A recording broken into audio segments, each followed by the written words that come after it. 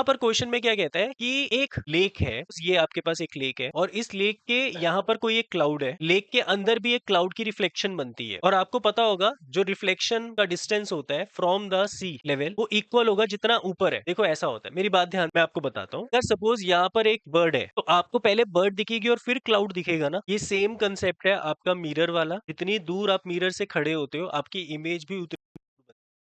तो अगर ये जो लेक है ये एज अ मिरर एक्ट करती है तो जितना डिस्टेंस क्लाउड का ऊपर होगा उतना ही डिस्टेंस इसकी रिफ्लेक्शन का होगा। वर्चुअल एंड डायरेक्ट वाली इमेज होती है ना, उतने ही डिस्टेंस पे बनती है प्लेन मिरर में। आगे क्या कहते हैं, the angle of elevation of cloud from a 60 metre lake, मतलब ये एक पॉइंट है जो 60 मीटर अबव द लेक है, इससे जो एंगल ऑफ एलिवेशन बन रहा है क्लाउड का दैट इज कितना 30 डिग्री। तो ये वाला एंगल आपका 30 डिग्री है इस पी पॉइंट से। समझ आई वाली बात। 60 मीटर है तो ये वाला डिस्टेंस भी कितना होगा 60 मीटर, और अगर ये वाला डिस्टेंस सपोज y है तो ये भी कितना होगा y। ये चीजें हमें मालूम है। ओके, अभी आगे क्या कहता है, आगे बोलता है the angle of depression of its reflection, angle of depression of its reflection is 60 degree. तो एंगल ऑफ डिप्रेशन कितना बन रहा है 60 डिग्री, तो ये वाला एंगल कितना है आपका 60 डिग्री। सपोज ये वाली लेंथ में तो ये वाला डिस्टेंस कितना होगा x प्लस 60, यस और नो। और अगर ये x प्लस 60 है तो ये वाला डिस्टेंस x प्लस 60 होगा। यहां तक क्लियर हुआ क्वेश्चन। मुझे क्या बोलता है, find the height of the cloud, मतलब x निकालकर 60 ऐड करके मेरी हाइट ऑफ क्लाउड निकल जाएगी। फिगर क्लियर हुई वाली, यस और नो बोलो एक बार। क्लाउड की हाइट निकालनी है और क्लाउड की हाइट जो है वो CQ है और CQ जो है वो CT प्लस TQ होगी, जिसमें हमने CT को x माना है और TQ को 60 मान लिया है। ठीक है, तो x प्लस 60 मेरी क्लाउड की हाइट होगी, तो उसके लिए मुझे x निकालना है। तो यहाँ पे मैं इन ट्राइंगल CPT का यूज करता हूँ और इस CPT ट्राइंगल के अंदर tan 30 डिग्री अप्लाई करूंगा। और tan क्यों लगा रहा हूँ क्योंकि मुझे हाइपोटेन्यूज की कोई रिक्वायरमेंट नहीं है इसमें। तो tan 30 which is p by b मतलब x बाय y। tan 30 की वैल्यू 1/√3 होती है which is equal to x by y। तो आपके पास y की वैल्यू कितनी आ जाएगी x√3। ये एक इक्वेशन बन गई, तो छोड़ते हैं यहाँ पे। तो इन ट्राइंगल PTR, तो PTR ट्राइंगल जो है उसके अंदर एंगल के सामने वाली साइड परपेंडिकुलर है, तो साइड ये पूरी परपेंडिकुलर होगी विच इज x प्लस